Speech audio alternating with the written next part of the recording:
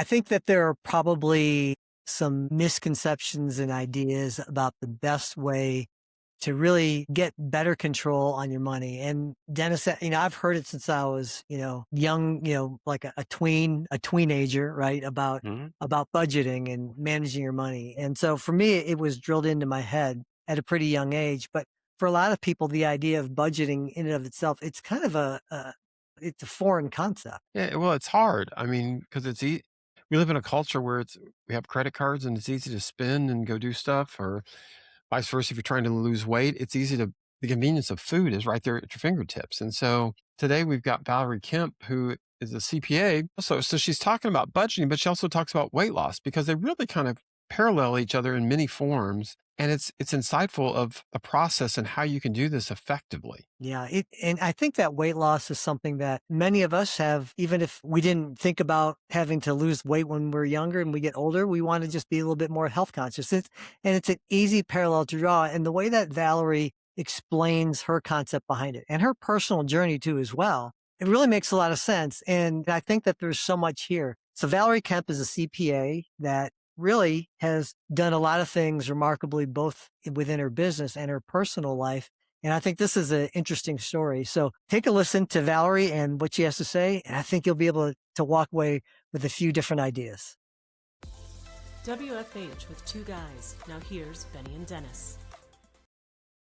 I imagine that the first time the idea of budgeting came up to anybody, it's something that can be overwhelming. I know for me, the first time I heard about budgets, I was younger, and my father was telling me about how you have to budget to make sure that you don't overspend, and if you've got extra room, you can spend a little bit more. But it was such a concept that it was hard. And I would imagine if somebody's new to the idea of budgeting, it's not necessarily easy, Dennis, right? No, and I mean, then you throw in credit cards. When you and I were younger, credit cards didn't really exist, and so Mhm. it was much easier to budget because you could put things in envelopes or whatever. Now it's like, "Oh, I got a credit card to just spend, spend, spend," and then you wake up one day and it's like, "Oh shit, I'm in debt." And so, the retailers love it because you're buying more, but Mhm. you can go crazy, and it's if you don't have a budget and you don't have a plan, you can get yourself in all kinds of trouble real quickly as a personal or even as a business. And so Mhm.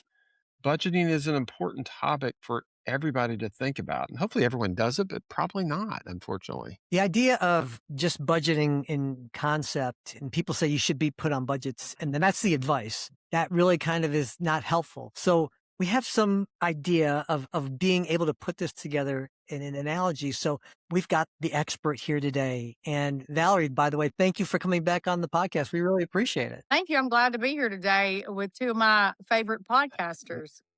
Where? That I don't know if Joe Rogan happened to step in the room or not, but hey, well, listen, Valerie, and thank you, by the way. That's very kind of you. But um, in the idea of budgeting, really, I think for people who have never done it before, or it's something that we've heard of kind of from a practical thing. Hey, you need to put yourself on a budget, and it makes sense, but there's really not a good analogy. And being able to do it, it's kind of either all or nothing, I think. But I think you've kind of shared with us an idea and a concept about really how we can approach budgeting so it's a little bit easier. And that's the analogy of weight loss and budgeting. How does that work? So, budgeting is so daunting. Like when you hear that term, I think everybody's like, I don't want to do it. And just like when you hear the term weight loss, when you go to that doctor's appointment and he says, hey, you need to lose 20 pounds, you're like, I don't want to do that because it takes self discipline. It takes doing something that's uncomfortable. But you don't have to do it all overnight. So that's what I like about comparing this to weight loss. As a person who's lost almost 100 pounds in the last several years, Congratulations. I've got just a couple pounds to go to hit that 100 number. But I got to thinking about how my weight loss journey has been very similar to a lot of my clients and myself learning to budget and becoming financially literate. And so when I thought about those two together, when I started trying to lose weight, it wasn't like I woke up the next day after the doctor said, hey, you need to lose 100 pounds. And I got it right. I got it totally wrong. The first thing I would say is I had an excellent physician who gave me lots of options. You can talk to a dietitian, you can talk to a gastric bypass a doctor. There are all these different ways you can talk to a therapist. So what I did was go to a behavioral modification therapist. And what that is somebody that's like, all right, we're going to help you change your behavior. And so basically with budgeting, that's what you have to do too. You've got to change your behavior when it comes to money. Sure. And so she gave me a piece of paper that was a 30-day calendar. And she said, what's one thing that you want to do? Because a lot of us know what we're doing wrong when it comes to weight loss or when it comes to money. I know that if I eat Uber Eats every single night and Amazon drops off here every single day, I probably am spending more than I should if I'm not contributing to retirement. So you kind of have an idea of what you're doing wrong. You don't have to have the whole picture, just an idea. And so she said, what's one thing that you want to change? And I could be hooked up to an IV of Coca-Cola. So I loved sodas. And so I said, all right, I'm a smart woman. I know that it's not good to drink a 2 liter of Coke every single day. And so she said, all right, we'll take 7 days when you have 7 X's on this calendar where you have not drank a soda for 7 days. We're going to pick something new to try. So over the course of several months, I created a plan that worked for myself. Now, I didn't lose any weight the first several weeks and even into that like second month. And so I told my dad, I said, this is ridiculous. Like I'm changing all these behaviors and I'm not seeing results. And that's kind of the same thing with budgeting. You can start changing your behavior and you still have a mountain of credit card debt. So it takes time to do that. So anyway, about the third month, man, it started clicking. Like I was eating according to this plan that I had created. I was exercising according to the plan that we had created together that worked with my lifestyle. Because what works for you may not work for me. And the same goes with budgeting. What works for you may not work for me because I'll tell y'all, I am not an all or nothing type girl. If you told me that in order to be financially sound, I could not go out to eat every few weeks or I couldn't have that once a month manicure, I think I'd throw the towel in, And I got that same strategy with a weight loss. I'm always going to be a person who wants to eat my mom's coconut cake the day after tax season. That is what she does for me. That is my prize for the 3 months. So if I had to think I'm never going to have any dessert, any fried foods, it's limited. It's about balance, And so the same can be said for budgeting. Yeah, Wow. no, I mean, you and I've been through the weight loss thing together, and I mean, Hmm. it's one where you can be, you get on a roller coaster if you're not careful. Yeah. The Yeah. other thing I've found is you gotta document or track things because all of a sudden it Yes. really pops up that, okay, I really am eating more calories than I thought. A lot of things are very deceiving that you think it's only 100 calories and it's really 300 calories because Correct. it's like in my mind 1 scoop of ice cream is good, 3 scoops of ice cream is really good. So so you Hmm. just have to watch that. So it applies to budgeting as well, that if I'm It going to does. buy, if I go out to eat 4 times a week, it's going to be hard. If I could cut that down to 2 times a week and Hmm. apply that money somewhere else, it begins to help you get where you're going. But you got to track it because otherwise you're going to wake up Correct. and you get bills and then the credit card bills come in. And it's like, oh, shit, here we go again. So Right. So I've been teaching a budgeting class to a local nonprofit, and the first thing or the members of a local nonprofit, and the first thing I told them to do is without judgment, without forming an opinion about anything, take an envelope, take a receipt for every dime you spend. So if you're paying your mortgage, if you're paying rent, put a piece of paper in there that says that. If you go to the gas station and you buy gas and you buy that candy bar and that Coca Cola, put that in there. I don't want them to make any judgment as to what they're doing. I just want to see what the behavior is because you can't change the behavior until you know what the behavior is. And so I had these guys do this for 2 weeks. And they recognized what they were doing, the changes that they wanted to start making. So after they looked at their finances for like 2 weeks, one gentleman said, me and my wife eat out all the time. We had no idea we were spending this much money going out to eat. And that's the bulk of our expendable income. mm. Another gentleman said, Yeah, every time, and on the eating out, what Jenny and I yeah, started doing, we still go out, but instead of getting 2 meals, we get 1 and split it. So we're hmm, saving money and we're cutting calories. And so right, you can do budgeting and weight loss at the same time and at the s same and time. still have Yeah. the enjoyment. Hey, if we didn't have to go out to eat or buy groceries, we'd all have plenty of money. Exactly. So we would solve all that at one time. But unfortunately, that is not life.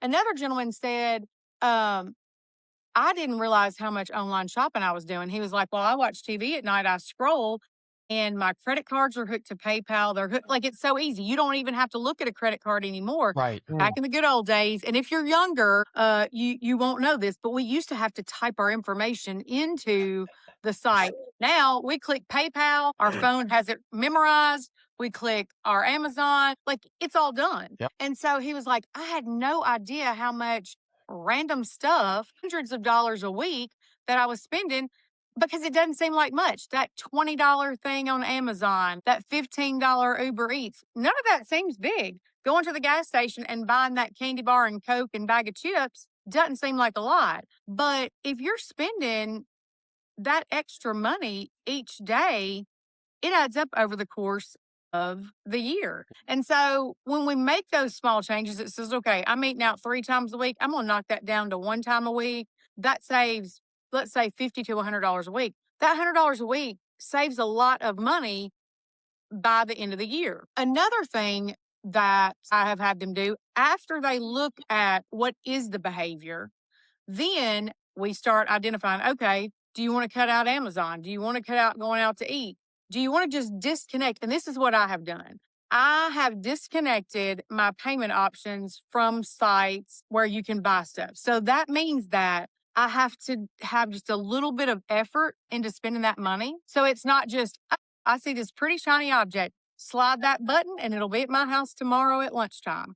So I have to think just a little bit more about whether or not this is something that I really need. Another thing I think, comparing the two, is once you get to that stage where you've identified the behavior, what you want to change, find a buddy, find a friend. I mean, we act like we can't talk about our finances. And I'm not telling you to find somebody that you tell them exactly what you make and exactly what you spend and the amount of debt that you owe. I'm saying find someone that will help hold you accountable. Maybe it's your spouse, maybe it's a good friend, maybe it's a coworker, or maybe it's a professional where you're like, this is just too much for me to figure out on my own. There are lots of nonprofits that offer budgeting coaching to people. A lot of your local banks, your bankers there, they love to help you do that selfishly because the more money that you save, the more money you have to put in their institution. So the parallels just continue to go on, especially in the fact that I didn't take 2 weeks to gain 100 pounds and be 100 pounds overweight. And it didn't take me 2 weeks to get it off. It took time to put all that weight on. It took a lot less time to put it on than to take it off, but it still took time. And so I think when you think about it as a journey instead of I've got to get this all right now, then you become better at budgeting. Hey, And it Valerie, makes it makes life so much easier in the long run when you start Yeah. looking at where you're going to spend things and you plan and you work the plan, just like you're trying to Mm-hmm. lose weight. I mean, Valerie, Right. kudos to you for losing almost 100 pounds. I Thank mean, you. it's a yeah. journey, and then but the result is I guarantee you feel a lot better. You're more Mm-hmm. energetic.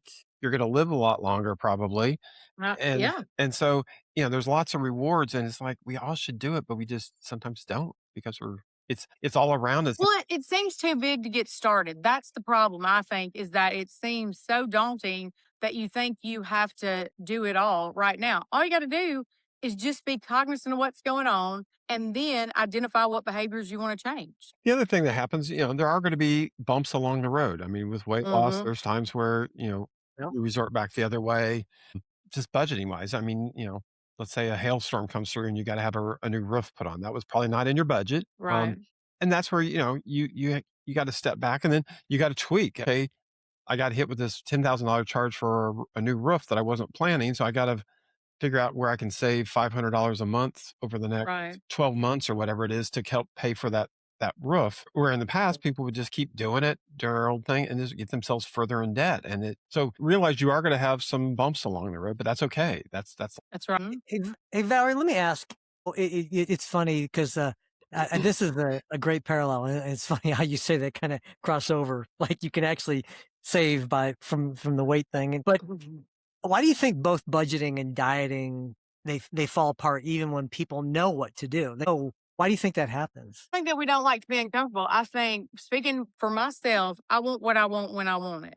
And number one, you're not going to get immediate results with either one. Mhm. So if you think you're going to wake up 2 weeks from now because you've done this super strict diet and you're going to have dropped that 100 pounds, that's not reality. So because it takes small incremental changes over time, I think there's not an immediate satisfaction for number one. Number two, I don't like doing stuff that's uncomfortable. Life is busy anyway. If you're like most people, you're drug in 100 different directions. You've got obligations at work, community organizations, your church, your family, cleaning your house, taking care of your properties, all that kind of stuff. And so this is just one more thing to add to that list of, gosh, I got to do this today. So I think in the beginning, with all change, it is going to be uncomfortable. It is going to be outside your wheelhouse, but it becomes more automatic. So, like, I'm drinking aloe water this morning, and the girl who was drinking like a 2 liter of Coke every day would have thought that this girl today is insane because that seemed like such a far way to go.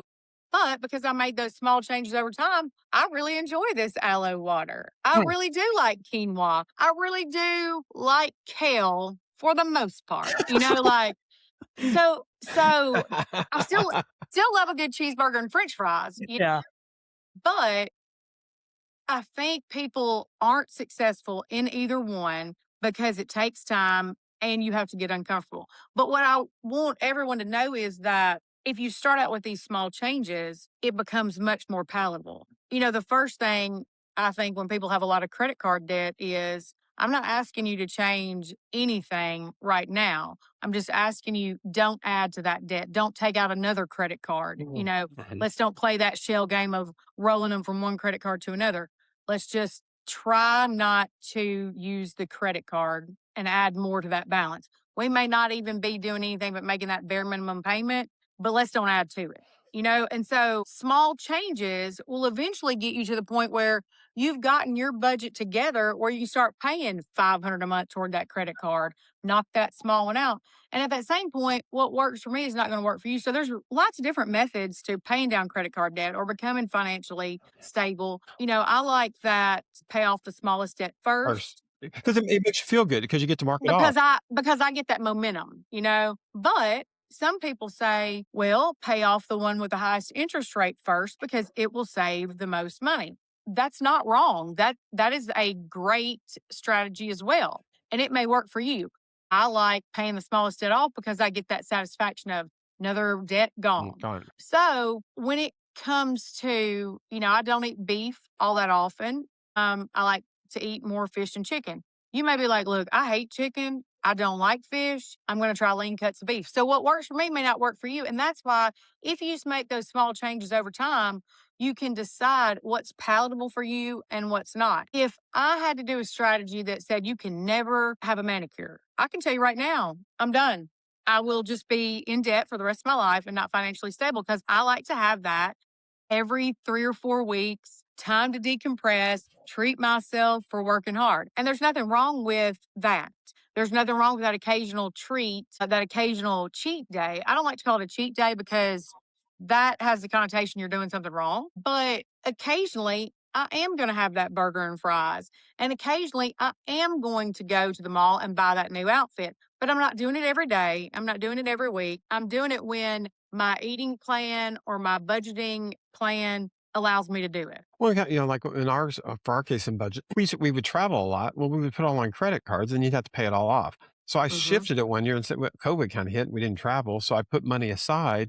Well, now I've got it set up where I've got a bank account just for travel, Hmm. and when it gets up to Yeah. a certain amount, I know I can schedule trips, and it's all paid for, and I don't have to sit there and worry about debt because I've already, which is a mind shift change because it used to be go enjoy it and then pay it later. I've shifted to save the money, and once you have the money saved, now let's Hmm. go have fun and reward yourself. Yeah, I So, think that is a good strategy. hey, Valerie, and I knew Dennis would glom onto this, Mr. King KPI here about tracking and whatnot. So I knew that was going to be important for him. But can you talk a little bit about like what's a small financial habit that people can grab onto that compounds like a small health habit? Any kind of parallel there? So, one thing that I tell my clients to do, and I'm talking about clients, children that are like 16, 17 years old, when they get that first job. When you get that first job, I don't care if it's $5 a month, but set up some type of automated payment that comes out of your account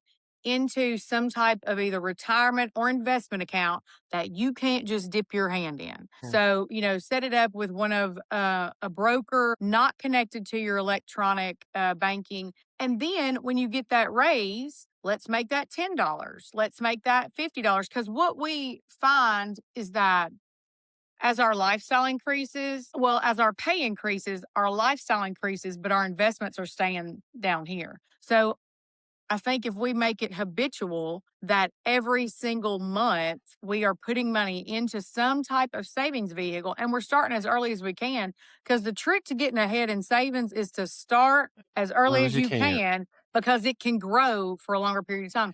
So that's one thing. I had a gentleman in my office 2 weeks ago. He is starting a business. So he's going from being a W 2 employee where his employer is contributing to his retirement, he's having it payroll deducted as well. I told him, I said, I don't care if you don't think you have any money to put in that retirement account. Do $5 a month, skip one coffee, one Coca-Cola, one drive-through meal, and put that money into an account. And when your income increases, first, before you increase your lifestyle, increase that investment. And as parents out there, if you hit on the head, if you have kids starting jobs, teach them Mhm. to put 10% of their savings or their earnings into a savings, and just get them in that mindset right away. If I were you, you handle my kids' accounting stuff. Jonathan. I mean, he's had I'm it. very proud of them. They both have, and that was instilled by my dad. It's like Yeah. you're going to do 10%. If you start when you're young, you don't miss it. It's just part of Well, life. we're creatures of habit. So if we're doing something habitually, it just makes sense. Like it's automatic. We don't have to think about that. And so, like I said, with a lot of these dieting and eating and budgeting, you start small, but it comes a habit. And then that you do without thinking. Right. And I mean, as a parent, it's one of the best things you can do for your child as they grow older. Because to your Absolutely. point, if you go back and do the math, if you put $10 in it when they're 18 and they start working, that turns into hundreds of thousands of dollars later on because it just Mhm. compounds and grows, and it's just wild. Absolutely. But if you wait till you're 40 or 50, you can't ever get there. Right. Hey, Valerie, how does someone become a person who budgets? Like the same way someone becomes a person who eats healthy. Is there a way to be able to do that? Yeah. So, number one, we hit on it tracking. So, awareness and tracking that. And then there's lots of materials out there that will help you budget. Like I said, there are nonprofits that do budgeting classes. There's lots of great courses out there. And so I think that it's just something that you have to say, this is what I'm going to do and learn about it. And that's how you become a person who, looking back 10, 20 years in the past, gosh, I knew nothing about budgeting. And here I am today, financially sound. And you kind of don't have to think about it. So that's like with me with weight loss, because this journey's been several years, it's kind of automatic now. Sometimes I fall off the wagon and I have to start tracking again, and I have to start being a Mhm. little bit more diligent about it. So I think we just have to look at it as this ebb and flow. But for someone to become well versed in budgeting, there's tons of materials out there on the internet. There's tons of books written. There's lots of nonprofits that offer coaching, and there's professionals like myself who can help with that as well. And Benny, I'm assuming there's probably some AI tools out there that people could use on that one Yes. as well. And last week's Yep. episode was on accountability. This all Mhm. comes back to, instead of being held accountable, you personally taking accountability for your behavior and your actions. And it's tracking how much you eat, how much you exercise. So when you step on the scale, you lost. Like today, I lost 6 pounds last week because I finally got to start walking again and exercising after this knee surgery. And I expected to be down some. And it's like, I did really well. And same thing for budgeting. Yeah. If Yeah. you're watching what you're doing and making sure, that you're not spending all this money that you were spending and stuff, and you're tracking it at the end of the week, you should be able to say, hey, we're where we need to be and we're heading in the right direction. And when you That's see things exactly off a right. little bit, you might adjust. I know Jenny and I look at it every Sunday and then look at everything, how we did for the week. And then if things were good, we're good. If things were off, we both talk about it. We make an adjustments for the coming week of, okay, we're not going to go out to eat 3 times this week. We're only going to go out 2 times. Or we're not going to buy that piece of furniture this month. We're going to wait until we have the cash to pay for it.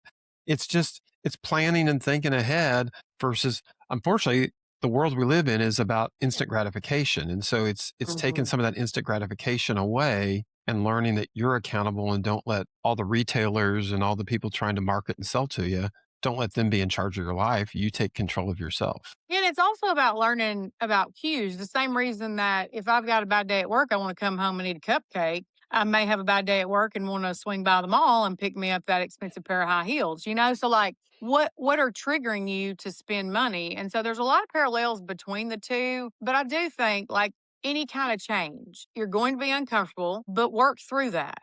There are lots of ways. I used to reward myself with a cupcake or reward myself with a fancy dinner out on the weight loss side. And on the budgeting side, reward myself with a day spa. Well, a trip to the day spa.